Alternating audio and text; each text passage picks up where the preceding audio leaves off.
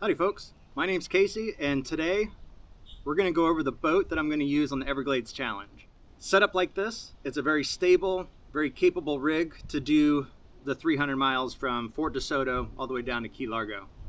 Many people have done it in these, and although I could go just like this, I wanted to soup it up just a little bit and make it my own creation. So I'm combining the BSD rig, which is a sail system that's no longer in production, but I have the parts and pieces to it, so I'm going to modify that just a little bit, and I'm going to show you how I progressed up to the final design and how I got there. So originally I wanted to have a 1.1 meter Falcon sail up on front.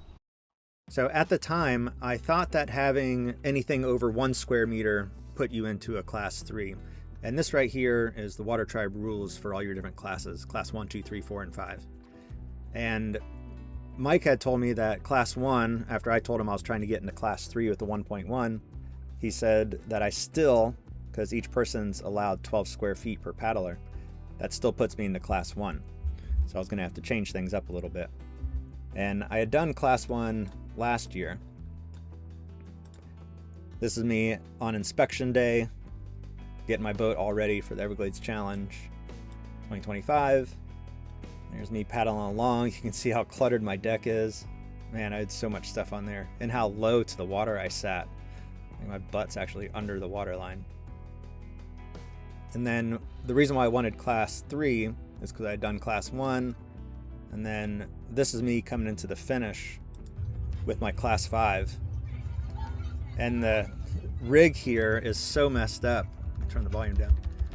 The mast came down on me in Florida Bay, and then when I was able to rig it back up, struggling, the forward sail was all tangled up, so all I had was the main to get back in.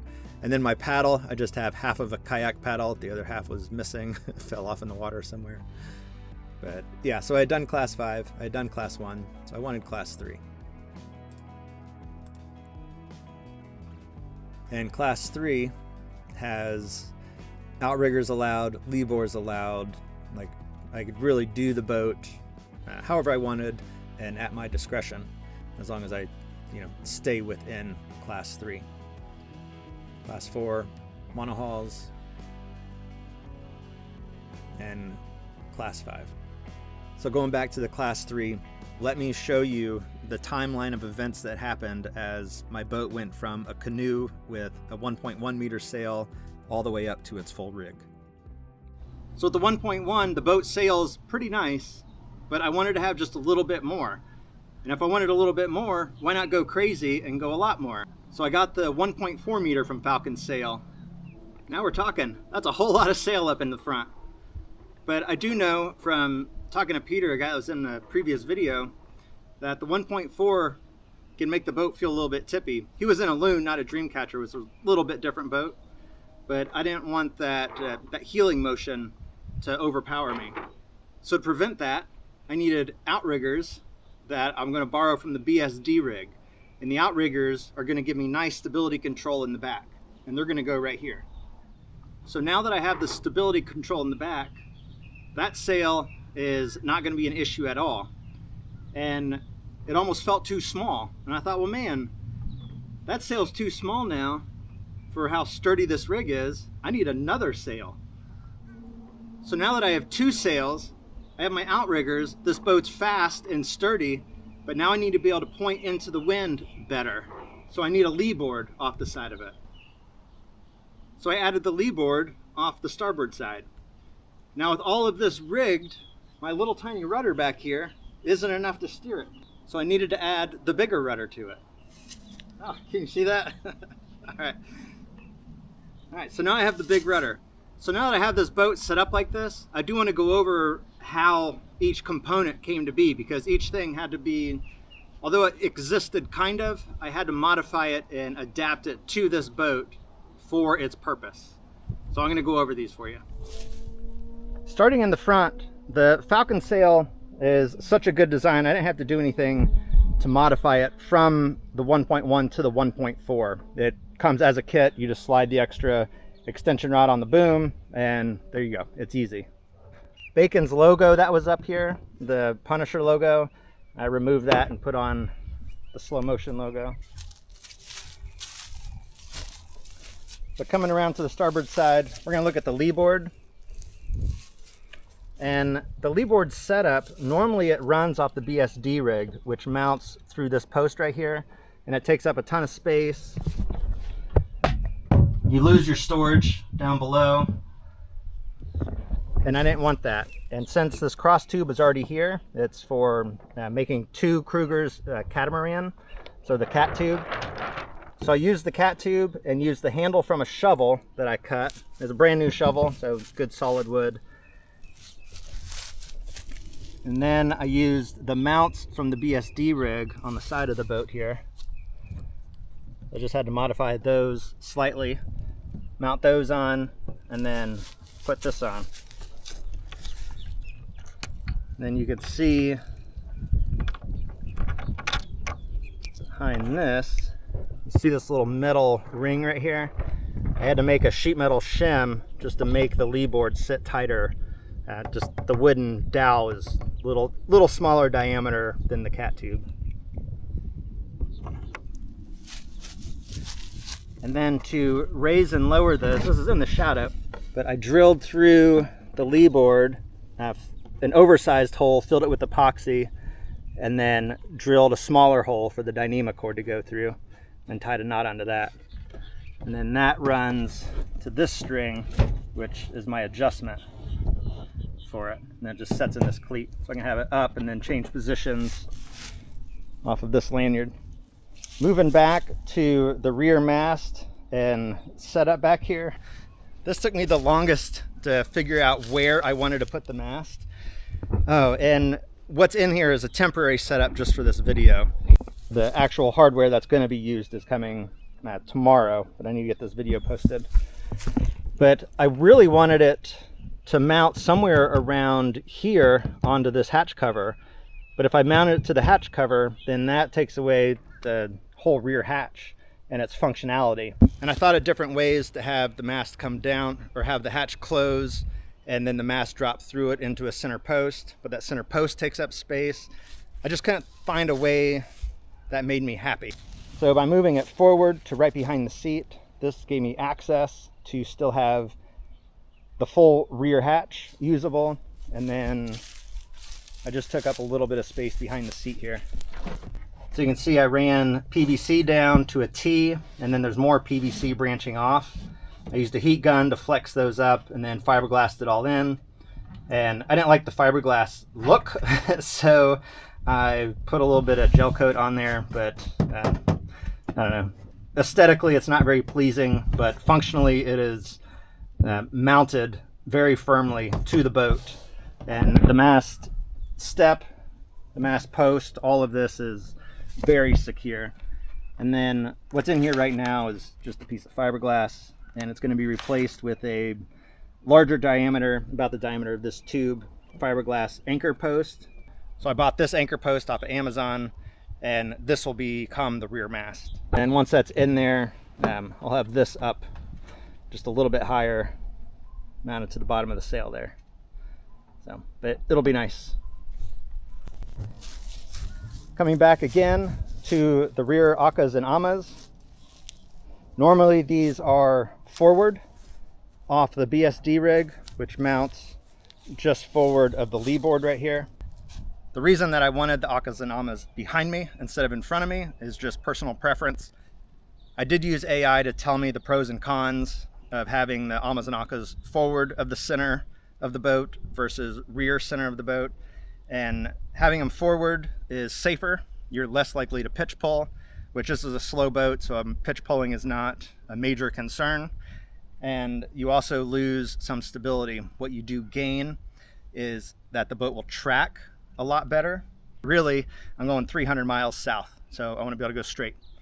So the difference between where they're at here and a few feet forward ultimately isn't going to be that drastic on a boat like this. But to mount these, I again used the cat tube to run through here. And I did have to make some modifications to the posts. I put these D-rings on either one so that I can cinch them together so that they're centered. And there's a sleeve inside here that they're both inside of, so they're perfectly centered right now. Now, I don't know how big of a concern this really is. It was one for me. I was afraid of the nose catching a wave and twisting it down and flipping the ama. I don't know if that would really happen, but I was just thinking I need a way to prevent it from rolling. And to prevent it from rolling, I didn't want to drill in through the boat, which I could have. I could have just drilled a pin through here and a pin through here, and that would have helped. But I didn't want to damage the boat any further. So I came up with this. So this is just some of that starboard that's been cut and then tapered and then mounted to the post. And then I also shimmed it with some aluminum. So now it can't rotate. And then the same thing on the starboard side. It's just got the starboard blocks and then the aluminum post. And then the whole thing is pretty sturdy. Like, to rotate it takes a lot of force. And it's not going to be able to actually spin here without bending the post or breaking through the boat. And then finally back here, we have this massive rudder. So this giant rudder has been proven. It's been used on the boat for significant trips, and it does function just fine. This is the original rudder from Kruger. So you can see the surface area is more than double, it looks like in square inches. That's double or triple the size of the rudder surface area. So looking at the boat from the rudder forward, this looks like a very capable boat to me. We have 26, almost 27 square foot of sail here. It's 2.5 meters, so just shy of 27 square foot of sail. We have the leeboard to help us point into the wind. The akas and amas help us float upright. And then the rudder in the back to help us steer.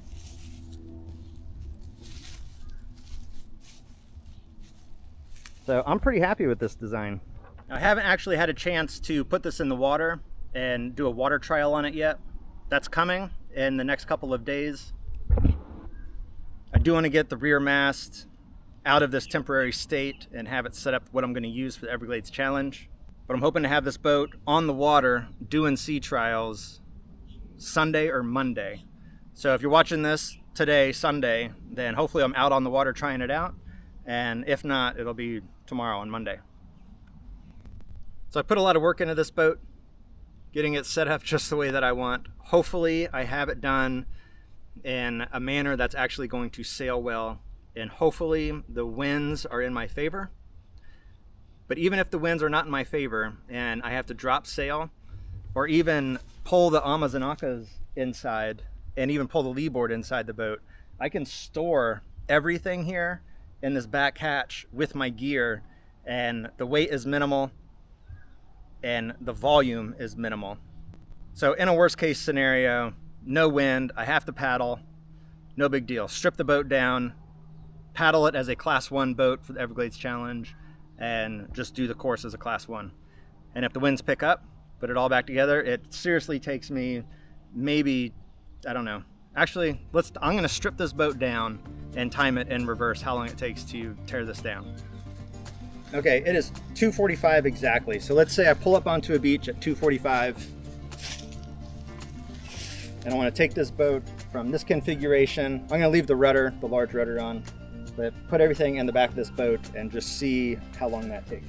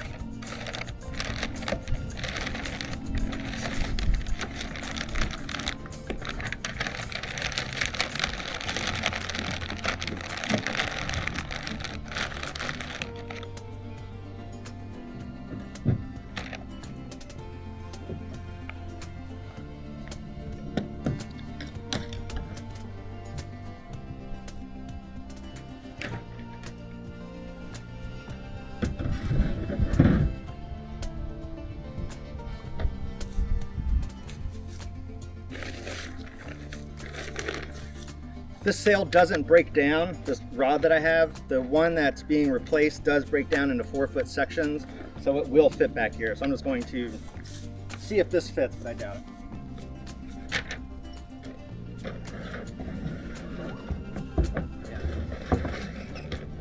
We're going to simulate that because I'll just be able to pull that out and then shove it in there.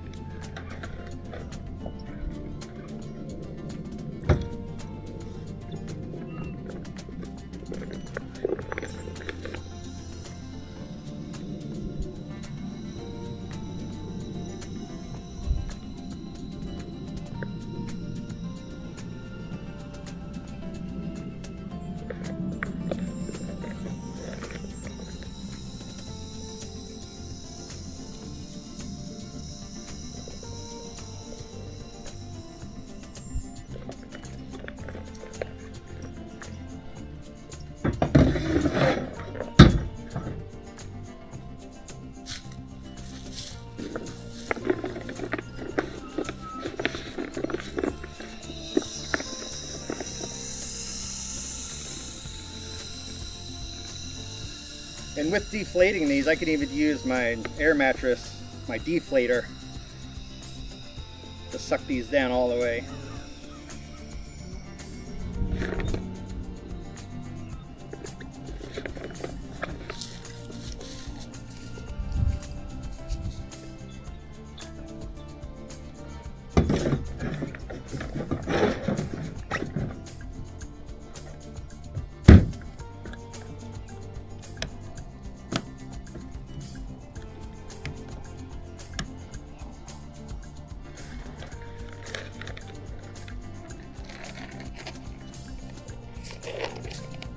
And again, that'll be inside the boat. So it took me 4.5 minutes. I could get it down in this configuration in just 4.5 minutes. So the only thing that's sticking out is I do have the rod for the Leeboard still there. And then even if I was class 1, I'd have this issue with the sail. Just tuck that in there. But ready to paddle. All right, so that's pretty much it. I think I'm ready, at least for sea trials, which will be in the next video. See how this boat performs with a little bit of wind, and then even without wind, how hard is it to paddle fully set up like that. I thought about taking the boat out to the lake, but it's so dry, there's only a little bit of water, and that water that you see right there is super shallow. It's only at most 2 feet deep. So sailing it in, I wouldn't really be able to use the Leeboard, and it's just not enough space, not enough area to play around in. All right, I know this video was short, but I really wanted to show off where I'm at with this boat. I have spent over a week putting this thing together, doing all the modifications, about 400 trips to Lowe's and Home Depot for parts. I couldn't believe it. Every time I'd go get something and come back, there was something else I needed. Whether it was small like a part, a piece of PVC, or a tool, like I had to go buy the heat gun to bend the PVC up on the bottom of the boat. But through all that, through the week plus of effort, I have a functioning design. Once the new mast comes in tomorrow, I'll have a fully functioning boat. And I just want to say thank you for watching. As always, like, subscribe, definitely subscribe because I got sea trials coming up in the next video. A couple more trips, and then the Everglades Challenge, which is going to be awesome. 300 miles, Fort Desoto to Key Largo, in this rig that I've thrown together. It's sort of a Frankenstein boat, although the major pieces are made from a factory. I just put them on the boat where I wanted them to go. So anyway, thanks for watching, and I'll see y'all next week. Bye. All right, the mail came early today, and I'm able to squeeze this into the video real quick. But that anchor post came in that I'm using as a mast, and this thing is awesome. Super sturdy and flexible too at the same time. Nice tight fit at the joints. And I didn't mention it earlier, but on top of this bolt is 2 washers with marine grease in between them. So the mast itself, the mast is resting on the washers, and that's acting as a bearing down there. But it's free to spin in here. Like, it spins pretty easy. Yeah, super happy. We are ready to sail.